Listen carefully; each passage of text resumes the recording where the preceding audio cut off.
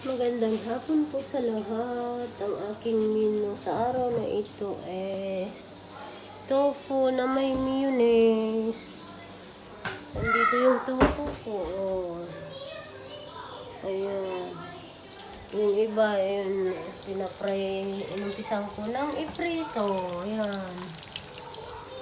At ang ano ko lang nito, ingredients, bawang, puting sibuyas, bell pepper. Anong tawag nga sa Tagalog nito?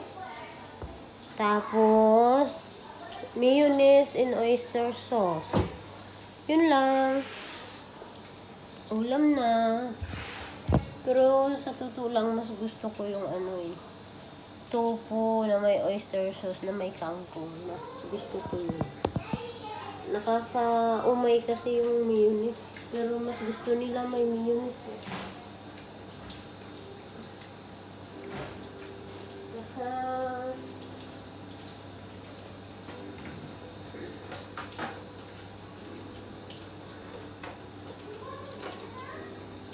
Habang nagluluto ako, kakain ako ng snack na aking turon. Ito.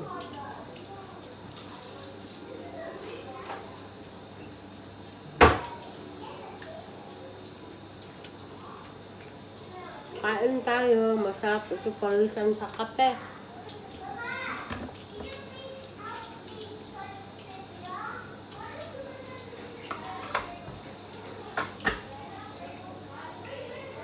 Merienda tayo, guys.